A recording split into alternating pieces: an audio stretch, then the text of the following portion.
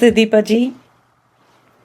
Thank you for coming to this podcast and accepting the invitation and sharing your life journey and everything. You have done some really great work which will benefit the seekers and all the dharmic people that watch our channel and go through the teachings and try to implement the teachings. And you have some very interesting, very rare things and work that you have done. So how about we start with your life journey? Thank you very much. It's a pleasure to be in this podcast and interact with somebody of your stature. So I think it's a blessing that Ishvara himself offers for us. And truly, I consider this as a satsang. So I really look forward to kind of sharing with you as well as learning from you. My name is Deepa Salem, and I live in the US in the Chicago area. Obviously, like most of us, I started out in like an Indian family, traditional family in Tamil Nadu, and I was exposed to a lot of the teachings. My parents were somewhat spiritual. We visited temples. We had, some gurus that we used to visit. So naturally, I was inclined towards learning more about it. But obviously, the young age, career, and family, and all takes you away from that kind of a journey. But thankfully, I was brought back to it, far away from India, which I consider is a complete blessing, to get this knowledge of, Hindu Dharma and Vedanta. I got into Chinmaya mission for the sake of my children, but more than them, I think I've benefited through the knowledge. So I attended Gita classes and Upanishad classes, and I've been on kind of learning about this whole Hindu Dharma and Vedanta for the past, I would say, about 20 years now. And as age grew, as time went by, I started getting a little more serious, spent more time on Swadhyaya, learning about it, really doing in-depth study, as well as trying to do some sadhana, because you can't be a hypocrite. You can't study and not do it. Yeah. So I started doing more of, learning it, applying it, trying to do some, kind of meditation on it, as well as trying to bring it in my life in some form. Over time, I also was drawn to Shiva because since childhood, obviously Shiva was a big, part of life. So I started doing more, Shiva worship and learning about Shiva Bhagwan. It just appealed to me. He's just, I feel like he's, he can't be put in a box. And that's what I've written about in my foreword. You can't define him. He's like Vyomakesha, like he pervades everywhere. It's just, he's a magical person in my view. And so I started doing more of Upasana about Shiva. And then I loved the stories. So I started learning the stories, the stotrams, many stotrams on Shiva by Adi Shankaracharya, Shiva Mahimna Stotram, of course, and everything. And I was like, oh my God, these stories are fascinating. Yeah. They are just mind-boggling in some ways. They are, his immense power, his immense anger, immense compassion, immense romance, immense vairagya. Like he's just like immensity, extremes of everything. Immensity, infinite immensity. Exactly. And the stories are just so fascinating. So who is he? And initially it's always like, why does he get so angry? Why does he, all of that? And then you start seeing that he is like that because he's a storehouse of everything. He's a storehouse of every emotion. He's the storehouse of every power. So you are going to see everything in him. But end of the day, everything he does is for the benefit of the world. Amen. And it is also for us to turn inside and find him inside. It was a slow... Sorry to interrupt you. Yes. But here, I would like to tell my seekers and people, those who are watching this, that see, you lived and you grew up in Tamil Nadu and you went to Chicago and you are living there. But see, your inner seed, your inner search, your inner journey in the ability to look for questions and answers and look for something that was so strong that geography did not matter for you. And a lot of people think that only if you are living in India, you will be a seeker or you will be a dharmic. No, that is not true. Geography has a very, very little bearing on your inner pursuits in life.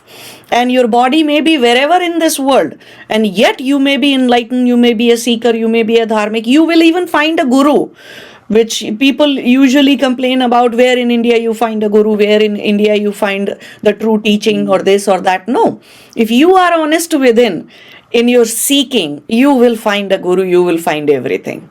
So that is what beautifully you are an example of that. Yeah, I think you make a very good point. And in fact, I've heard in some upanyas in the past that, we say it's a blessing to be born in Kashi, or it's a blessing to be in like Arunachala and all of that. But there are, that Upasaka was saying, there are so many people who are born in Kashi who don't even recognize that they have this blessing. Don't we see the criminal score chart of the Kashi? It is happening. Crime is happening there as well. Crime is happening anywhere and everywhere. So not everybody turned. Duryodhan didn't become Arjun or Yudhishthir while he was living, yet he was living in the times of Krishna. Exactly. So, geography has a very little bearing on where you are. It's all about this body's geography, and the geography of your chitta is what matters.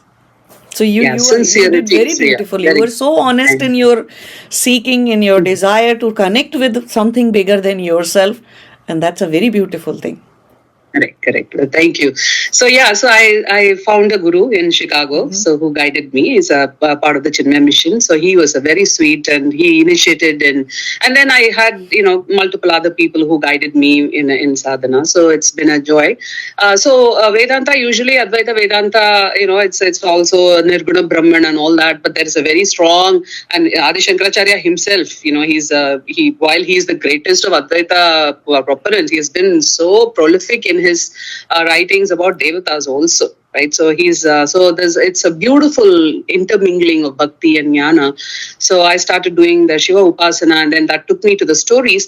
And interestingly, I was reading the Shivananda Lari, and then I was also like casually reading the stories. I never took it seriously. I was doing some meditation. It was not easy initially. And then I found this beautiful shloka in the Shivananda Lahari. The second shloka itself, Bhagavan Adi Shankara says, if I don't mind, if I can chant that shloka, it's my favorite. Go ahead. Galanti Shambho Charita Sarita Kilbhisharjo Dalanti Dhikulya Charanishu Patanti Vijayatam Deshanti Samsara Brahmana Paritapopashamanam Vasanti Macheto Hridabhuvi Shivanandalahari. So it's a beautiful shloka in the Shivananda Lahari. Obviously, that word itself is joyous for me. It's like the waves of Shiva bliss. That's kind of the word meaning itself. And it says, the stories, Bhagavan Shambho, your stories, they fall like a wave of ecstasy into my heart. They purify me, because how can I read your stories and be a bad person or a bitter person or whatever? They purify me.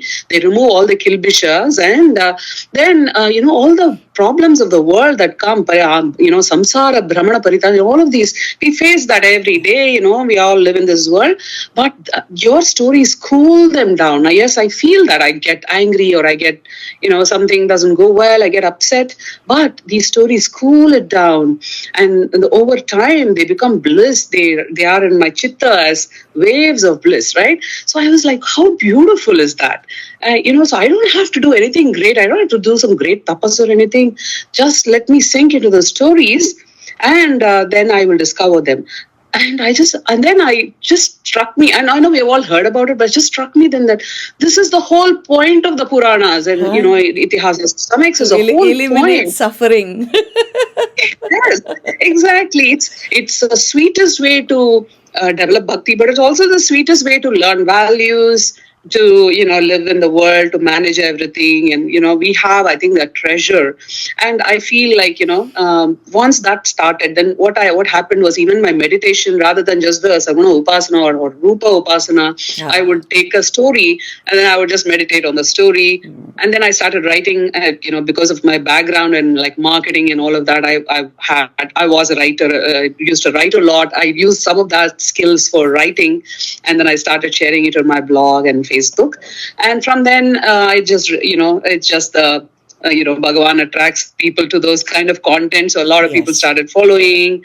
And then they started saying, Deepa ji, you wrote this post about, Mallikarjuna sometime back. Can you find it? And then I started putting it together as a PDF. And then that got published recently. And I have this book, and the publisher suggested this name. It's called Adideva, so it's on Amazon. So it's 25 legends behind his 25 names. And the stories are all from a couple of sources. One is the Shiva Purana is the main source. So I went to the original, and for each story, you will see the citations. You'll see that it is from which Samhita, it's the Koti Rudra Samhita, or whatever it is from the Shiva Purana. Some of them are from the Skanda Purana, a couple from Mahabharata. And then I also thought in India, of course, the Puranas is a big corpus. But we also have the Sthal Puranas, right? Like there are stories where, whether it's Shakti Pita or it's Shiva stories or Vishnu stories, there are always something associated. Now, obviously, Ram Janabhoomi is the biggest example of that. But there are stories associated with these Sthalas, and they are all usually in the Sthal Purana, they are encoded in that thing. So I also was fascinated by them, so I got hold of some of them. So that is a compilation of 25 stories that got published recently, and I'm very happy to share. I will provide the links. So all the listeners and audience, those who are listening to this, you can buy books by Deepa ji, and there is a link to each book in the description box. Yeah, thank you. So that was the book that I just published. But prior to that, while growing up, I was, obviously as a young mother, I was trying to instill, and especially living far away from India, I was trying to instill, Hindu Dharma in my children as well. So I took them to Chinmaya Mission. But as I grew up, I also felt Chinmaya Mission was only every Sunday. So we go on Sunday, they learn something, we learn something, we come back. But that's not enough. Like Swami Chinmayananda has said, Hinduism is not just a Sunday morning religion. No. You don't. Actually, he's quite funny, but he's very on the mark with that, right? It's a bullseye statement. I said, some of his statements was just like, oh my God, how does he say that?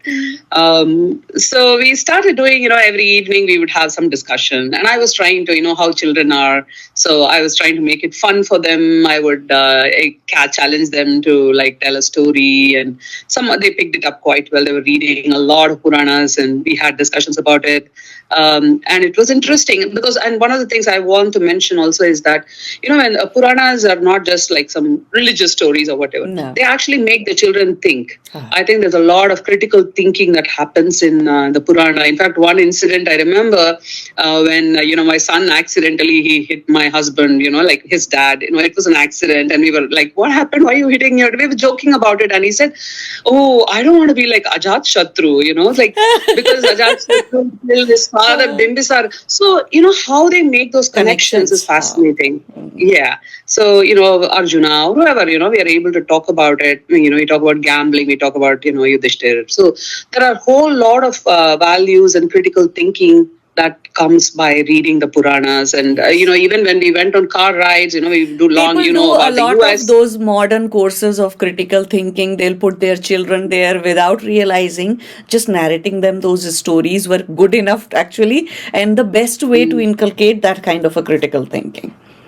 Very true. A dharmic critical thinking, and not necessarily when the critical thinking is being taught to you in the Western courses. It's more about just they just abstract it out. They subtracts the dharma from it. So then it becomes a critical thinking, but it doesn't necessarily become a dharmic critical thinking. So that element goes missing.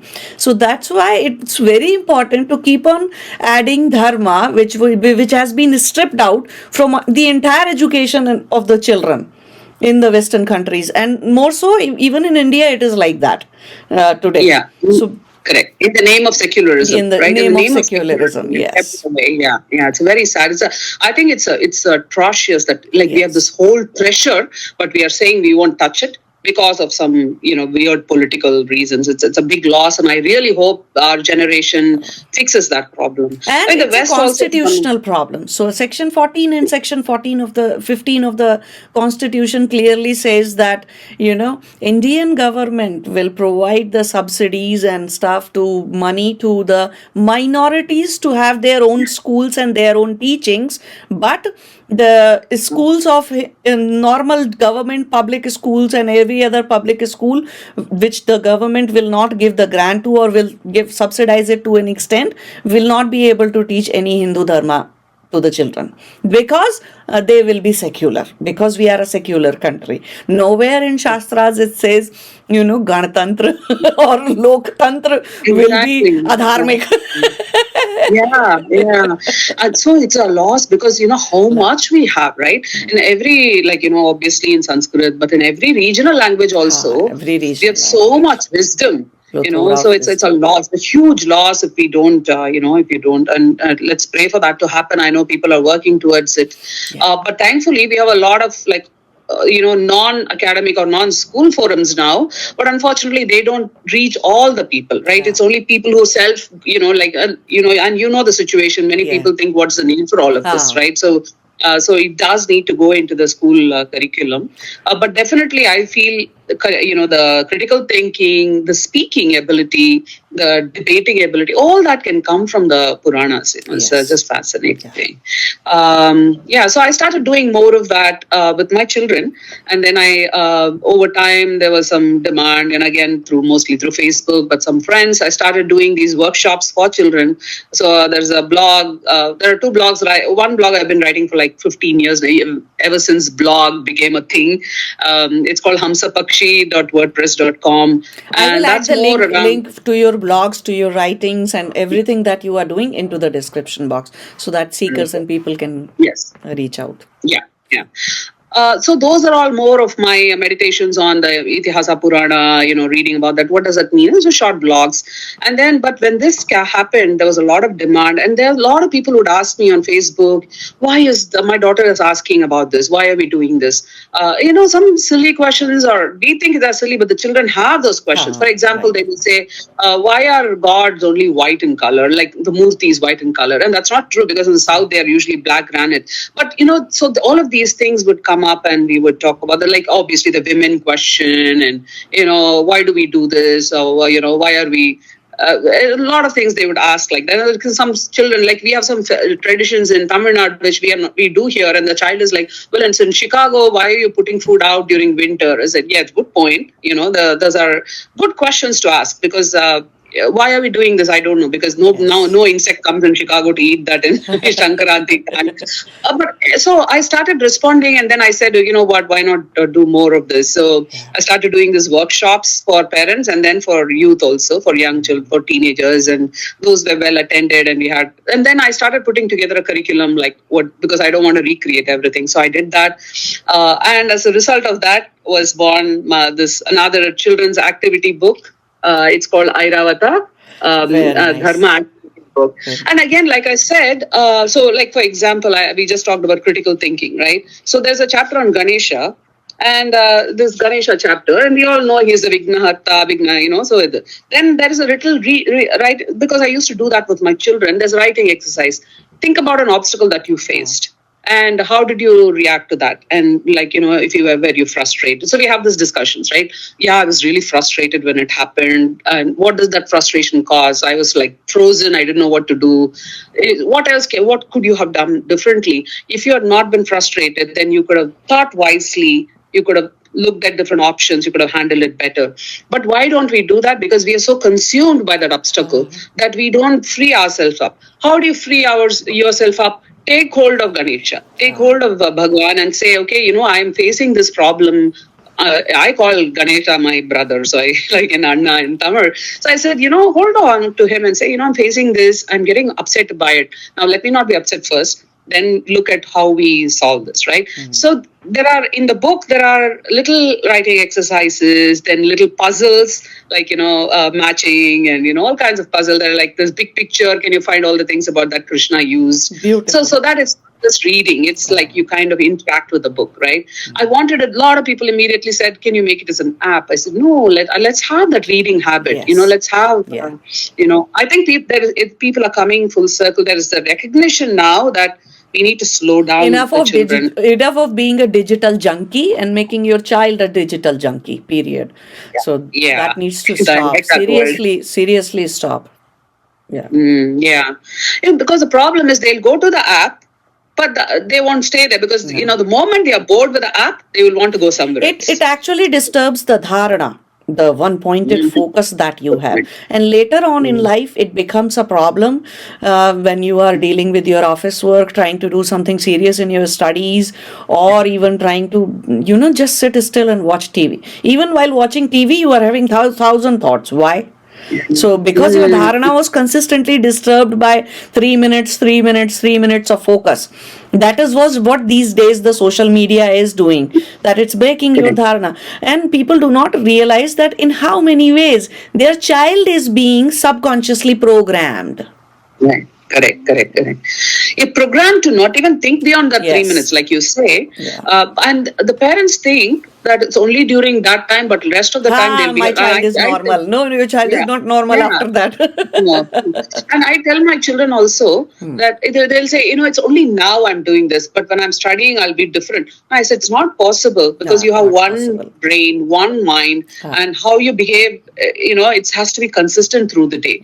I mean, I'm not saying once in a while you have fun and all, but if you don't do it 98% of the time, you're not going to be able to do that. It's similarly with the body, with the muscles. If you are not lifting 50 kg every day, you will say, no, I'm not lifting it. But now when I go to gym, I'll be able to lift 50 kg. No, you cannot. Right. Yeah. It's very interesting. I'm reading this book called The Anxiety Generation. It's by Jonathan Haidt. It's a social psychology professor. So what he says is, the kind of dopamine hits that we are getting, usually we are supposed to get that only when we are in trouble. Like when a tiger is chasing us or when there is a war or something, then you have that because you're getting constant, inputs from like this soldier, that soldier, this soldier. So you have to act like that. It's not normal in a normal life. You can't have that kind of, interactions. In fact, when I spoke in our Hindu temple, I said, I asked the children, and these are exercises that we can do at home also. How would you feel if you open your mouth wide and then you have a machine that's like it's wonderful stuff like ice creams and cookies and gulab jamuns and everything. But that machine is just throwing stuff in your mouth like every millisecond, right? It looks fun initially. You're like, wow, a machine that throws sweets. Yeah, it's fantastic. And I'm eating lots of sweet. Wow. But I do that for 5 minutes. What happens? It's like constantly pounding on you, right? You'll number one, you'll obviously fall sick. You'll choke probably. More than that, you'll not even enjoy that experience because it's a thing. And then you'll start hating those foods after a point. Like next day, if somebody gives you, you'll be like, oh God, no. So that's what's happening. We put things in our brain. So anyway, that's like a very valid and such a beautiful way to let children understand that these things are causing a dopamine hit. Unnecessary dopamine hit, and it'll keep it. It actually later on, I have seen people who have that central nervous system, and it's just messed up in such a way that they get to breathe shallow, so they cannot do any pranayam or breathing exercise. Now you get to the breathing exercise because you cannot do pranayam anymore. True, very true. But that is, I think, the antidote to this social media is definitely going back to pranayama, and because meditation is almost impossible when you have this kind of it's meditation is more. I tell people, can you lift 500 kg today? No, you cannot. So don't sit for meditation. Fix your breathing, fix your sitting habits, fix your focus first. And then when you are stable enough, your body is stable enough, then start working on your mental chittavrittis. And when that goes down, that you are not emotionally wrecked up all the time, charged up all the time, that is when someday, quietly, silently, even when you are maybe watching TV or doing something, meditation will happen to you. Correct. It's a slow, gentle, kind of It's a process. progression. It's like you go to gym, you lift 50 kg, then after a few months you go to 100 kg, then you go to 150. Slowly, someday, one day you will be able to lift 200 kg. That's Yeah. Very true, very true, very true.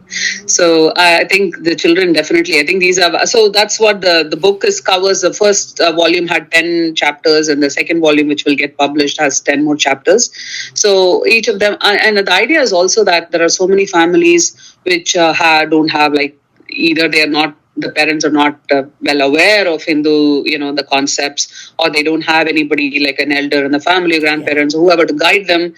And there are tons of information on the internet, but they like what we are noticing is when there's too many things, we don't know what to do. We just get frozen. We don't even know. Yes. So this gives them like little, like 10 chapters. Each of them is interactive. There is like some questions, some games, some puzzles, and there's like little yoga exercise, and just one shloka that you can learn, like little things spread out. So that's something we did, and hopefully I'll continue to write. So these activity books are available on Amazon. People in Australia can buy it. Unfortunately. Yeah, there are Amazon, US and Australia, I'm sure. Okay. But unfortunately, in India, we are still waiting because the publisher wants to take both of them together and distribute rather than one after the other. Okay. So once the second one is out, both of them will end up in Indian store. Okay. But the Shiva book, Adi Deva, is available in Indian bookstores also. Thank you so much, Deepa ji.